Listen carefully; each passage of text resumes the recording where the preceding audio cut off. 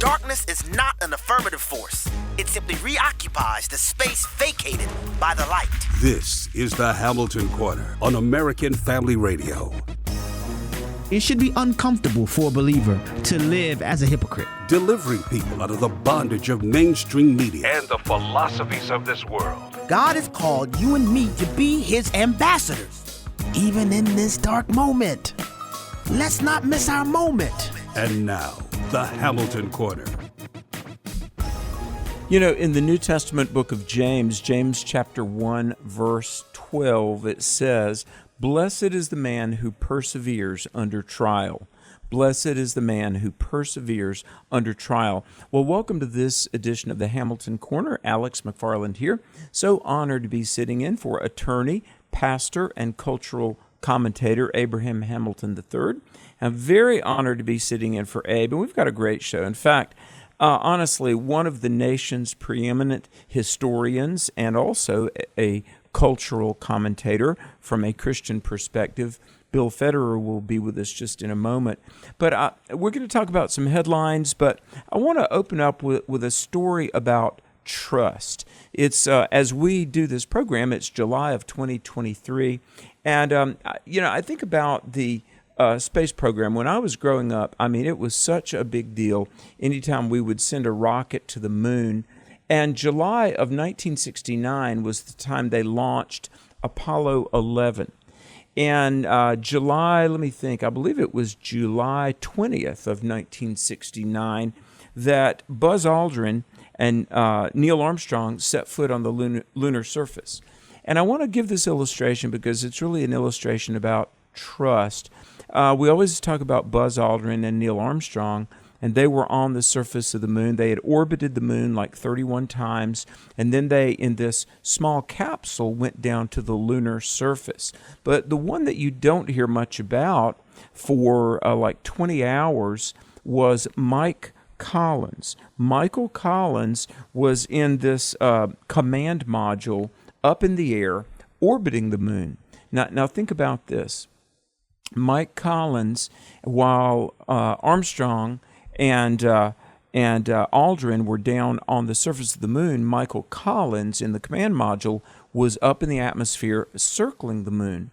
And think about lonely, think about isolation. When he was on the opposite side of the moon for a number of hours, he not only lost control with Aldrin and Armstrong down on the surface of the moon, but he lost control with Cape Canaveral and Houston and NASA, and out there in space all alone.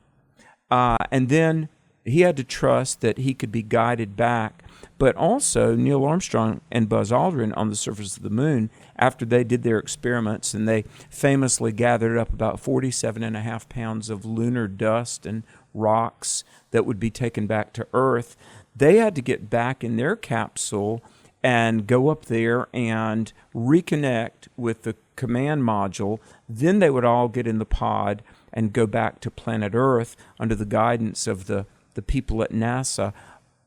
By every part of this equation, there had to be trust. Could you imagine Armstrong and Aldrin on the surface of the moon? What if something had happened to Michael Collins and he, could have died of a heart attack, and their means of rescue potentially could have been lost? What if the people on the ground made a mistake? What if accidentally or maliciously somebody had made a miscalculation? It worked. America, as Chuck Yeager used to say, we had the right stuff. Others would say that as well. But all along, when lives hang in the balance, there has to be trust, honesty, commitment, and follow through. Well, I would submit to you that our nation at this juncture, because of our disregard for moral boundaries, really because of our cavalier handling of truth, the idea that we can somehow rewrite reality to suit our tastes, and really, frankly, it all boils down to a disregard of God. We've got leaders that are not upholding the law. We've got people in positions of authority that are not governing constitutionally. And we're in a very key, tenuous position because of a lack of trust. And I'm going to elaborate on that in light of some headlines. But here, to call ourselves to a commitment to God, to truth, to being people of good faith and honesty and virtue and trust, caring about righteousness, because really, as Proverbs says, righteousness will exalt a nation, but sin will destroy a nation. Proverbs 14:34. I want to talk about this now. I challenge everyone to think deeply about this. And let's remember the restoration of truth, the path of life, the set of footsteps that most need to walk that narrow path are mine and yours. A restoration of America and a restoration of truth and trust begins in my own heart and each one of us. Well, we're going to talk further about that with just a beloved friend and colleague. This guy is great on so many levels. His name is Bill Federer, and he is patiently waiting to join us on the program today.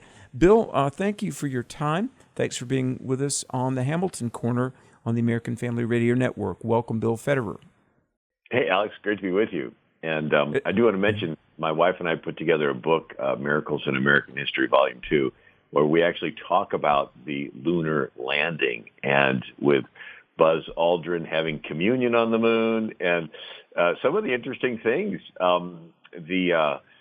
When they were landing the lunar module, the computer was, without their realizing, was looking up and down at the same time. It was dithering is the term they used, and they couldn't get their altitude straight. And so they had to just shut off the computer, and they were about to land on top of a bunch of boulders. And so they had to manually land this thing, and they finally cleared the boulders and got down. So that was one of the miracles. Another was Amen. The Russians. The Russians had launched Luna 15, and so it was a space race who could get to the moon first. Well, the Russians could not have a manned lunar, so they tried an unmanned lunar landing, and it crashed not far from where the Eagle landed. And it was called the Mar of Crisis, which means crisis, where the Eagle landed in the Mar. The word Mar means sea, because it's like a big crater if you viewed it from the Earth.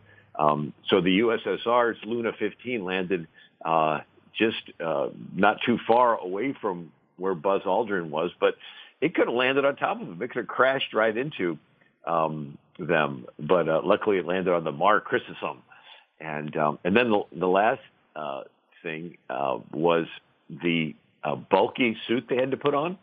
And when they got back into the lunar module, they actually kicked the control panel, and it broke a switch. It just happened to be the switch that reignited the engine to get off the moon. And but they were luckily able to take a felt pen, one of those special pens that they could use in zero gravity.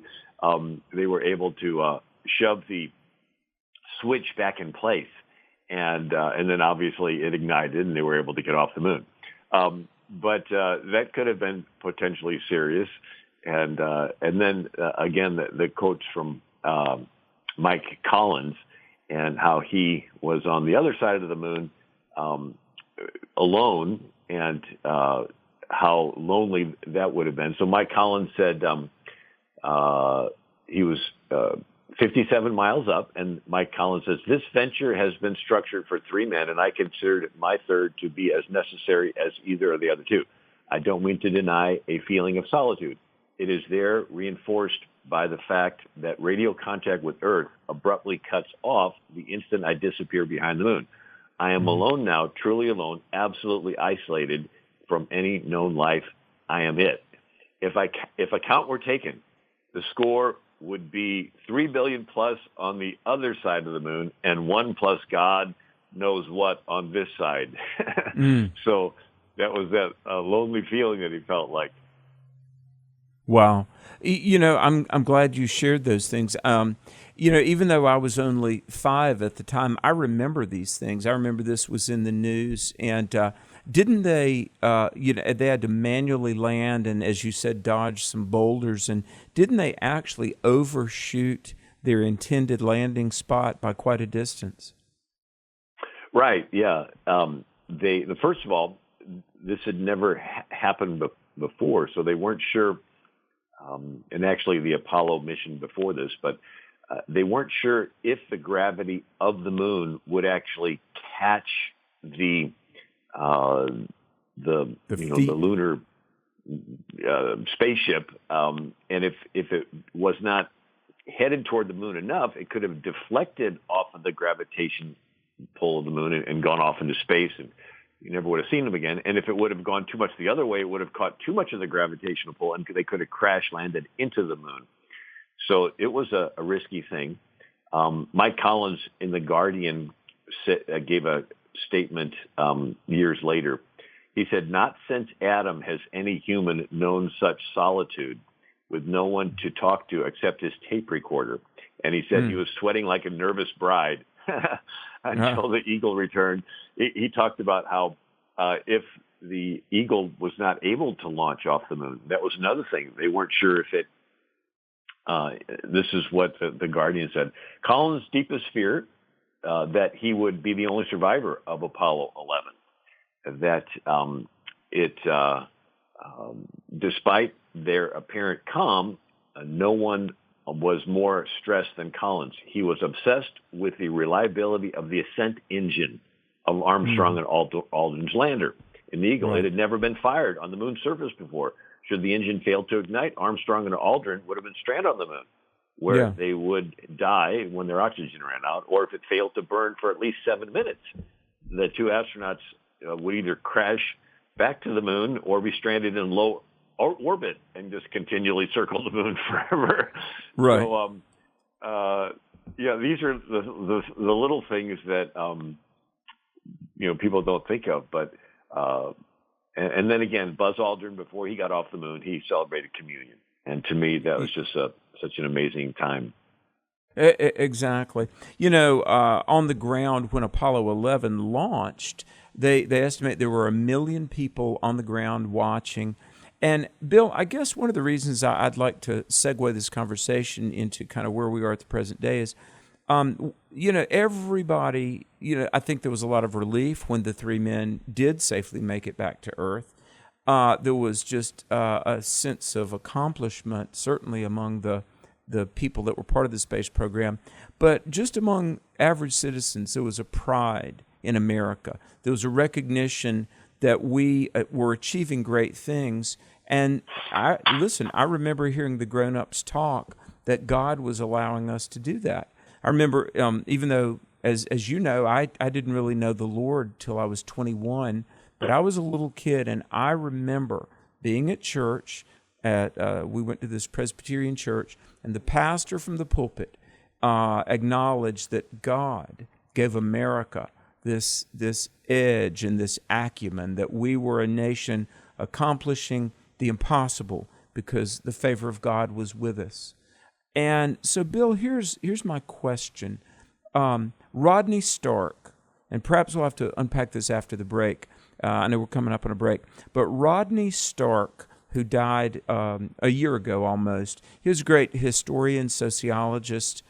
By the way, did you know him, a twice Pulitzer-nominated writer, Dr. Rodney Stark? Did you know him, Bill? Just from his writings and his speaking. Well, but what he would say in books like The Victory of Reason, he would say what gave us this edge, technologically, innovation, and just favor was, quote, the iron Protestant work ethic, which, as Dr. Stark and others would say, had been just part of our DNA from the very beginning.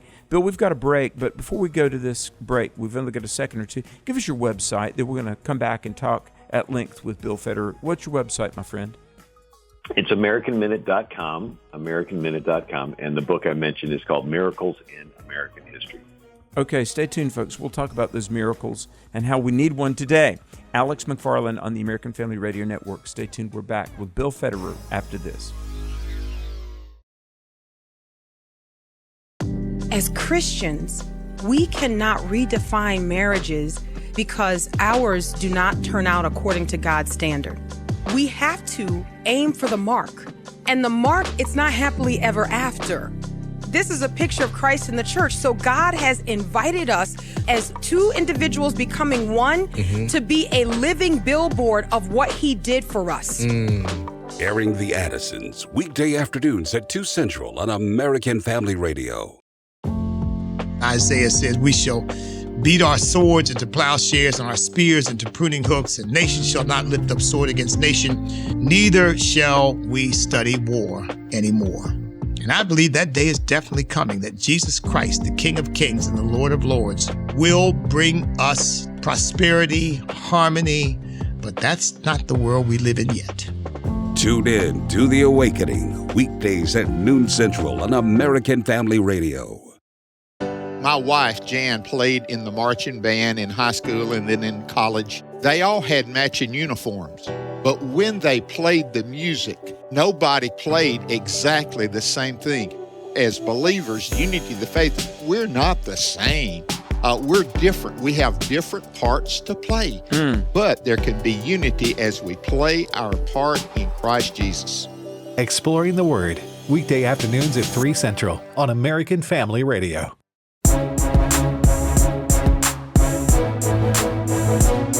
Shining light into the darkness, this is the Hamilton Corner on American Family Radio. James 1:12 again, blessed is the man who perseveres under trial. And we who love the Lord and we care about this nation, we believe in God and country. We don't quit, we don't despair. We are realistic and mindful of the fact that we live in some challenging times, but we know that truth stands and God wins, and so we do not implode and despair or check out. Alex McFarland here along with Bill Federer. And Bill, before the break, you gave your website, AmericanMinute.com. Yeah, AmericanMinute.com. Now, you put out a lot of incredible content. I've got to ask you this, whenever you're not on the road speaking, are you just constantly at the library researching? I used to go to the library. Now it's all on computer, but I am always working on a couple different books. Yeah. We live in Florida, and there's some neighbors, and they're retired, and they just fill their days with things that are just normal life. And my wife and I just can't relate. We're like, there's a nation to save. We got to always be doing something. We got to be pushing forward. There's I just can't relate to just living without a purpose. And, Amen. So we got a great purpose in front of us, and I think the Lord structured it that way, that we get to be a part of His plan. And yes. And the stories we love the most are ones where there's a crisis, the people pray and have courage, and things turn around. And Gideon, Moses, David, this is just our turn. And in a Amen. sense, I think he's pushing the world to a decision-making moment. And there are those that are doing evil, and those that are silent in the face of the evil, and by their silence, they're giving consent to the evil. And there's others that are saying, I can't be silent anymore. I'm sorry. I just can't go with hysterectomies on 8-year-old girls. I just can't go there. I mean, Here are these woke teachers that can't even define what a woman is, trying to tell a little bitty boy that he's supposed to be a girl. It's like, who are they to be able to tell? They can't even tell what a woman is anyway. Why are they? And if church members can sit back and be silent in the face of that, what does that say? In the last days, Jesus says, the love of many will wax cold because sin will abound. And so I think God is intentionally pulling back the curtain. You're seeing evil for all that it is, Satan-worshiping clubs on high school campuses, Satan-worshiping Grammys, Target having Satan, trans clothes designers, and Disney, there were reports they were coming out with an Antichrist cartoon. And it's almost God saying, okay, let's not hide behind anything. It's just going to show it for what it is. Make your choice, God devil.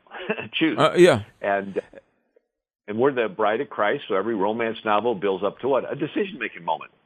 Right. And the forsaking of all others or choosing the one. I think God's pushing the world to a decision-making moment. And some people are going to choose the all others. They're going to want to be liked and friended and followed so much.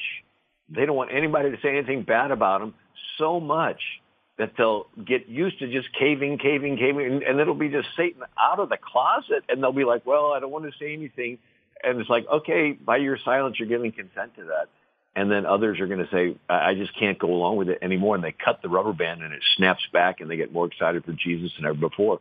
Right. And so I think, again, God's pushing the world to this decision-making moment. Bill, as you and I are doing this program, there was an AP story yesterday, the Associated Press, and they are, this one particular headline that I was asked to comment on was that trans kids are not getting adequate health care, and the parents of trans kids are frustrated, at least according to this article, and I've got some major problems with the way this story was written, but the parents of trans kids are frustrated that doctors won't administer trans-oriented medicine, that apparently medical doctors persist in believing a little boy should stay a little boy and a little girl should stay a little girl. Now, let me just say this, and I want your response, because I deeply respect the way you think. I know you're a meticulous historian and a man. I've known you many years, and I've known you to be just doggedly committed to that which is true. But don't you feel like, first of all, they're really committing a type of circularity or really question begging when they essentially the posture of the Associated Press is, transgenderism is true, just ask any trans person. I mean, it's like, first of all, I want to say this, Bill, in 35 years of being in full-time Christian ministry, and I've counseled hundreds and hundreds of families throughout all 50 states. Let me just say this. My one book, The 21 Toughest Questions Your Kids Will Ask About God, that book alone was based on interviews with 330 families who had children 5 to 12 years old. So I've sat down with a lot of moms and dads and children. Bill, I've never, ever, never met a child or adolescent or pre-adolescent that wanted to change their sex or their gender. Now, I've met kids that were afraid of the dark. I've counseled families where the children were almost incorrigibly disobedient. I've counseled families where the teenager was dabbling in the occult or drugs or even addiction to pornography and things like that. But in 35 years and thousands of individuals, probably 1,000 parents and children. In fact, just yesterday had a counseling session with a family that's got problems with an adolescent, being very defiant and disrespectful. But I've never met a child, no teenager and certainly no pre-adolescent, that wanted to change their gender. Now, all of that to say this. I submit there are no such things as trans kids. I think there are children that are under the care of misguided adults, but the way that transgenderism is just assumed to be true in the press and assumed to be positive and beneficial by educated and elected officials, Bill, my heart grieves because I feel like our culture is being sold an ideology. Transgenderism is not biologically real. It's an ideology and a worldview that is destroying the bodies, the lives, if not the souls of people. And I want your response to this, the way it's just endorsed by leaders, assumed to be true. What is your take on this imposition of this worldview at this time, Bill? Give us your your take on what this is all about. Yeah, it's not so much about the trans agenda. It's about groupthink.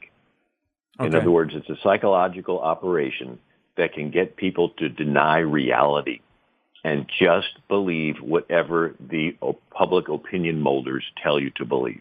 And it's almost like if they did the same thing by saying the color yellow is oppressive, they could do a whole campaign and everybody would get rid of the color yellow. I mean, I bet they could do it in a week. Yeah, I mean, probably. They could say anybody with a right eyeball is an oppressor. All oppressors in history have had right eyeballs. And so they could start having cartoons with people with patches over their eyes and lunch boxes and Band-Aids and little, frozen. I mean, they could have characters and then the teachers can ridicule kids that don't have a patch over their eye and make fun of it. And there'd be little kids saying, I want to get my eye taken out. I mean, it's a group think that they're pushing, and they're almost like, what can we do next? You have people that will read everything on a label before they ingest it into their body.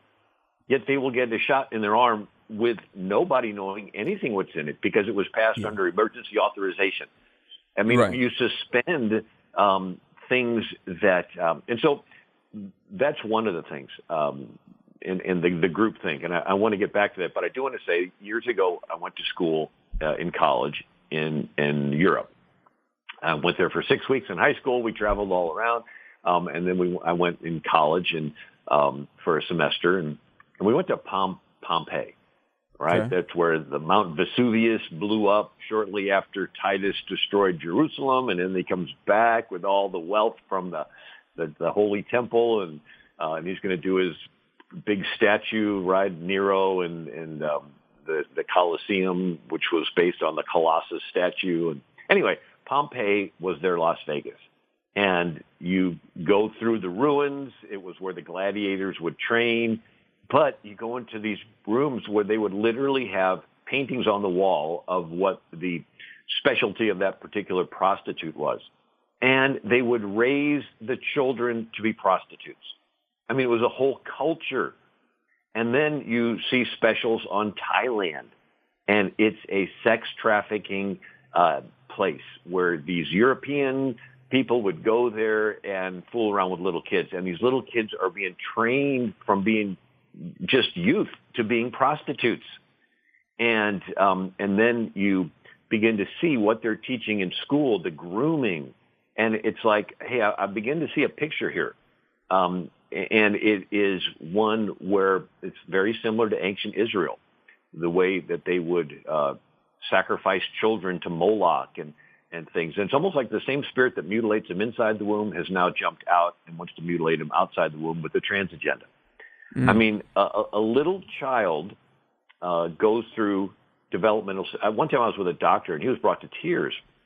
He says, we study development, first trimester, second trimester, all this. And he says, and it is normal for a little child to go through a developmental stage where little boys like to play with little boys and little girls like to play with little girls.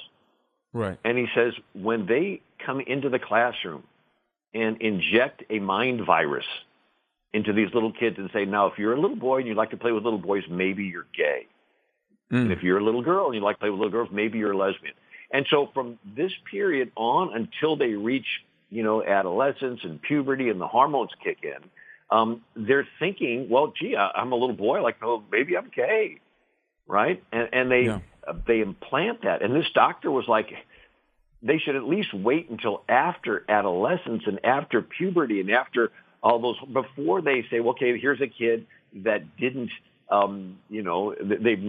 they have problems going through that period, and now we'll address that. But to actually go in to this vulnerable stage at their development and interject this thought is criminal.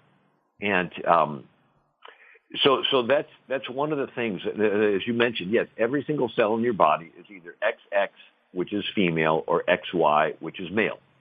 And by cutting off a piece of your anatomy, I just read an article about a doctor in Oregon that uses robots to remove the male anatomy and to try to create a whatever artificial female anatomy, and this doctor uses they them pronouns, and he has colored hair, and it's like, this is something that a few years ago you would have talked about Nazi doctors doing. Yeah, and to have church members be silent in the face of this, and then them try to do what's called projection. What's that? Sigmund Freud coined the term. It's where rude people call everyone they don't like rude. So you deny in yourself a negative quality, yet attribute that very quality to someone you don't like. And it's little kids say, I didn't start the fight, you did. Or a cheating spouse will accuse the faithful spouse of being unfaithful. And so it's where they accuse you of what they're guilty of. It's actually in the Bible. Potiphar's wife accused Joseph of lusting after her when she was actually lusting after him. And so narcissists do this. You've seen situations like Jesse Smollett, where he staged an attack against himself because he wanted to be able to say bad things about the people that he was wanting to blame. Demonizing. And so this is a tactic that the left uses. They accuse you of being hateful when they are. They accuse you of being intolerant when they are. They accuse you of being a bigot or whatever, and when they are. And so the statistics show when you teach these kids that there is no God, there is no right, and if there is, he is so messed up of a God, he's putting men in women's bodies, and you have to spend years of operations. I mean, it's not just one operation. It's years of operations, and then it's infections. And then it's with girls, when they put them on these puberty blockers, their bones do not absorb enough calcium, and they get fractures, lots and lots of fractures. And then they say that if they put little boys on these puberty blockers, their organs don't develop, and they'll never have an experience down there. In other words, you're not turning the boy into a girl, you're turning him into a eunuch. And they're not being upfront with them.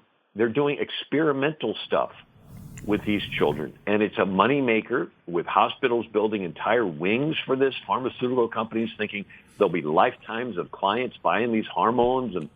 And yet when you realize that here's I spoke in Pacific, Missouri, a little church, and the assistant pastor said that he had a three-year-old boy that he had put in the public preschool. And one day the boy comes home and says, I'm a girl. And he said, who told you you were a girl? Your friends? No. Your brothers? No. Your teacher? Yes. 3 years old. I called him afterwards. I said, no, that wasn't third grade. He said, no, 3 years old. A public teacher getting into a little boy's face. And here are these teachers that can't even define a woman, yet they know enough to be able to tell this little boy that he's a girl. Yeah, it's crazy. Hold that thought. Bill, we've got a break. Hold that thought, if you would. We've got a break. Alex McFarland here, along with William J. Federer on the Hamilton Corner, the American Family Radio Network. Our nation needs Christ. You can play a role in pointing people to the truth. Stay tuned. We're going to come back right after this and continue.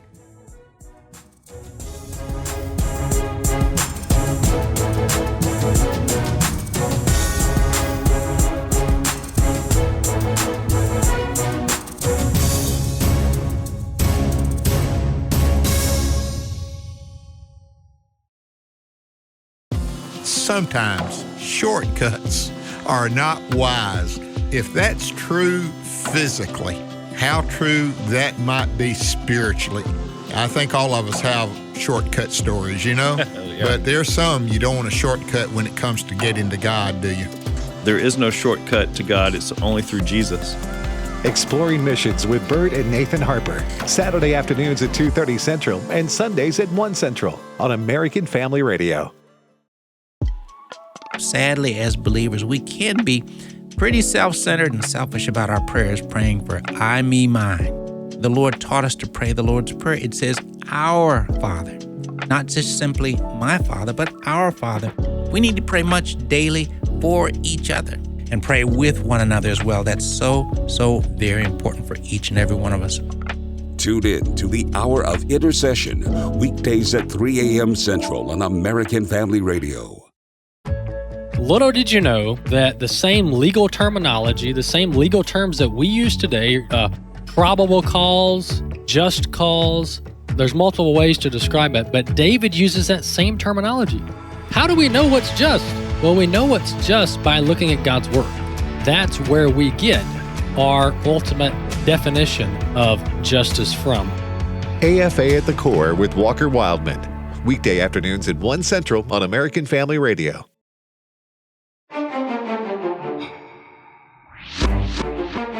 The Hamilton Quarter podcast and 1-minute commentaries are available at afr.net. Back to the Hamilton Quarter on American Family Radio. Alex McFarland here. Welcome back to the Hamilton Corner. Very honored to have as my guest William J. Federer. And by the way, folks, as we are doing this program, I am flying to Indiana for the third of 7 youth camps I'm doing this summer. And listen, by the time August rolls around, middle of August, we will have been in front of 1,250 teenagers to talk about Jesus and to talk about America. What we're trying to do is woke-proof America's kids. And I want to say how much I appreciate everybody coming out. Last week when I was at the Billy Graham Training Center in Western North Carolina, we had people from 25 states, including a married couple that flew all the way from Stuttgart, Germany. They listen to the American Family Radio Network online. They listen to Bert Harper and myself. And by the way, 3 to 4 Central, 5 days a week live, 3 to 4 Central, 4 to 5 Eastern, and so forth in the time zone of your choice. We do a program called Exploring the Word. We're in the book of Acts right now. But the reach, last year when I was at the Billy Graham Center, we had a family, a husband, wife, and 3 kids from India. Yes, all the way from India to North Carolina to our annual summer Bible conference. They listen to the American Family Radio Network online. Like I said, a married couple rather, from Stuttgart, Germany. And I just want to say thanks to all the people who pray for the radio ministry of AFR. They pray for me as a traveling speaker and leader of 7 youth camps. And so understand that God is still changing lives. People are being reached. And America's youth, they soak up truth like thirsty people on a hot, sunny day. My guest right now, Bill Federer. Bill, I want to resume our conversation about transgenderism, and I do want to remark about the pharmaceutical companies. But last week I heard you speak. You and I were at Summer Family Bible Conference at Charis Christian College, Charis Bible College out in Colorado. And brother, you were on. And I've heard you a lot of times, but I want to say last week when you were talking about how we can't be silent, and silence in the face of great evil really amounts to complicitness. Bill, I've heard you speak in many places. That had to be the most powerful message I've ever heard you give. Everybody was applauding. There were a couple of thousand people at this conference where you and I were, and the people, they were soaking it up eagerly, weren't they, Bill? Well, I addressed the most common form of government is kings. The King of England was the biggest. America's founders broke away and flipped it, made the people the king. The 1600s, the Calvinist Puritans that founded New England, they looked back to the Bible, to the first 400 years out of Egypt, of how you could have a nation with millions of people and no king. It was a covenant form of government, and where everyone's taught the law and everyone's personally accountable to God to follow the law, and you care for your neighbor because you're doing it as unto God. So this covenant form of government was adopted by the colonies, and the word federal is Latin for covenant. It's how we can rule ourselves without a king. But after a century, it got a little dry. And you had David Brainerd expelled from Yale because he said his professor was as spiritual as a chair. And so in the early 1700s, you have the New Lights, and these New Lights are revivalists saying, look, it's more than a plan. As good as the covenant plan is, you need to have an experience with Jesus. And when you do, your life will change, and you won't do worldly things you used to do, like go to bars and brothels and get involved in government. Wait, what was that last thing? Yeah, government. Still full of worldly people. If you're really a Christian, you won't be involved in government. And so that goes back to Germany. Martin Luther starts the Reformation in 1517, and so some princes want to break from Rome, and they go, this is my chance, kingdom of mine. I just decided you're all Lutherans. And so they said, great, we're Lutherans. What do we believe? And so for the people in those kingdoms, it's not a personal experience. It's just a new state doctrine. So a revival movement starts called pietism. That said, being a Christian is more than doctrine. You have to have this experience with Jesus, and when you do, your life will change, and you won't do worldly things, including government. It turned into the German concept of the two kingdoms, the kingdom of the world, the kingdom of the church. The two don't touch. Right. And 4 centuries of that allowed Hitler to put Jews on train cars, and they're screaming for help as they go past the church, and the church is responsible. So that's the government doing that, and we're the church, and we can't get involved in government stuff, so let's just sing praise songs louder. It's like, can anybody see there's something wrong with that?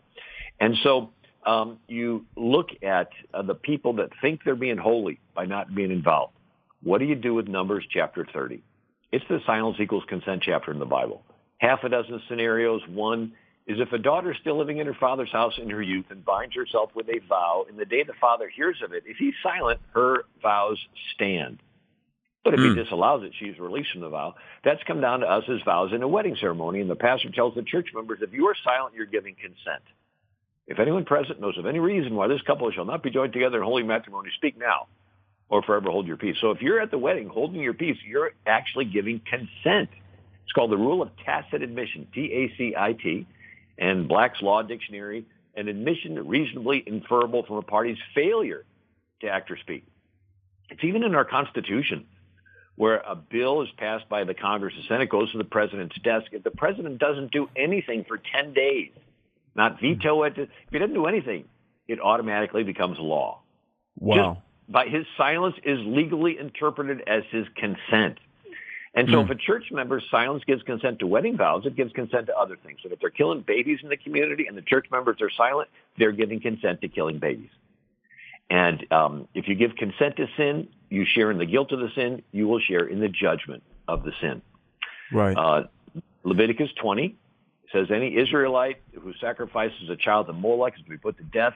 If the members of the community close their eyes when that man sacrifices a child to Molech, I myself, the Lord, will set my face against him and his family and cut them off from Israel. All you have to do is close your eyes while they sacrifice the child, and you're guilty. And so Proverbs 24, rescue those who are unjustly sentenced to death. Don't stand back and let them die. Don't disclaim responsibility by saying you didn't know about it. For the Lord who knows all hearts knows you knew, and he will hold you accountable.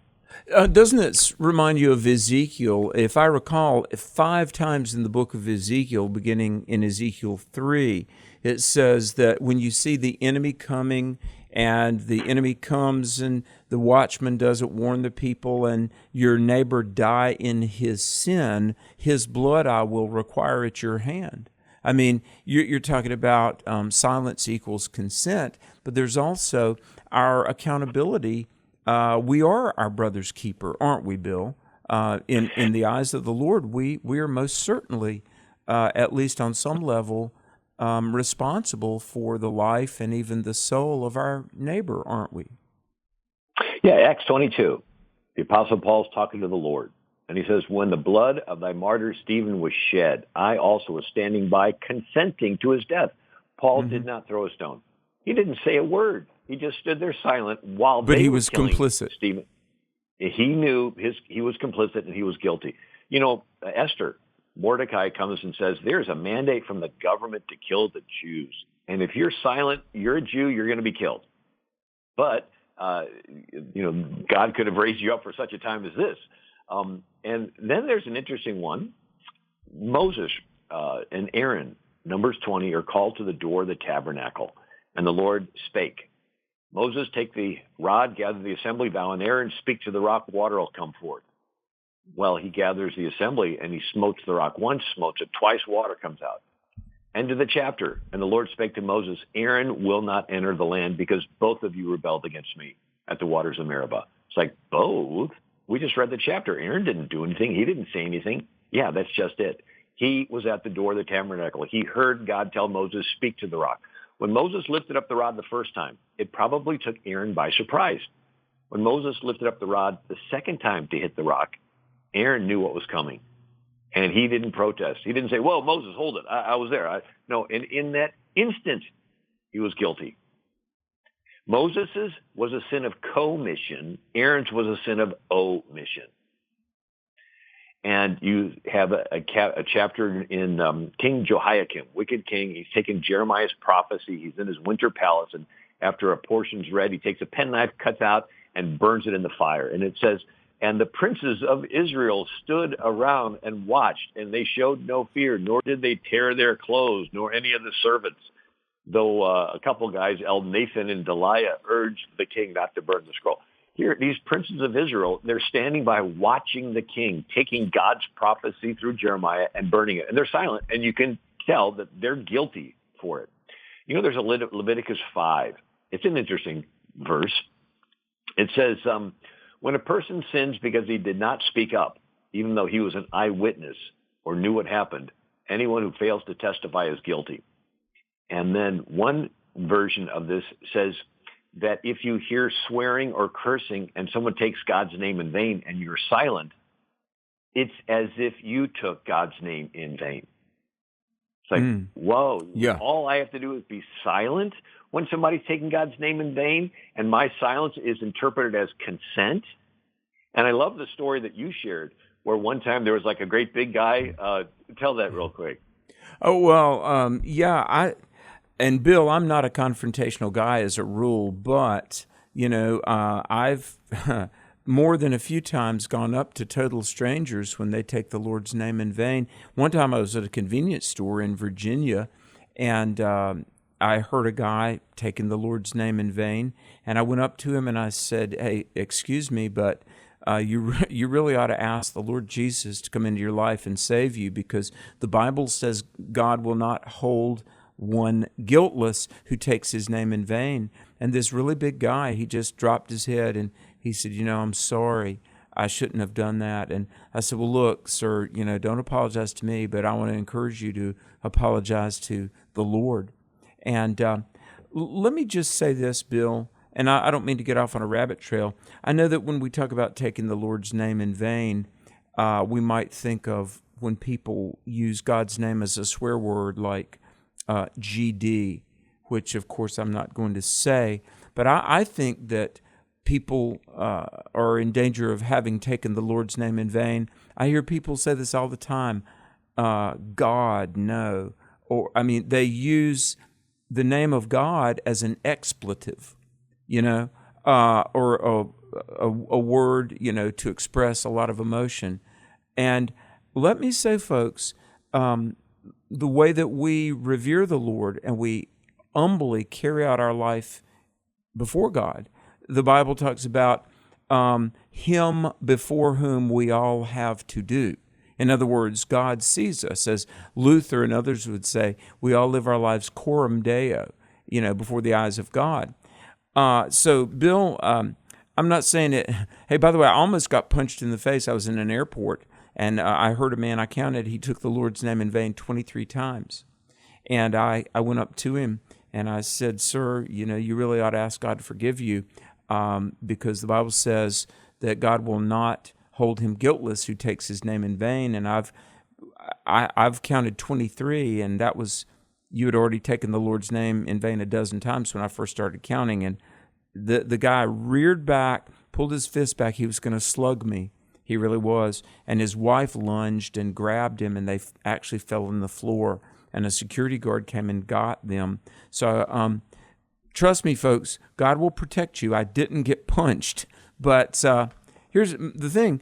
There's a lot we can be silent for. But, Bill, am I right?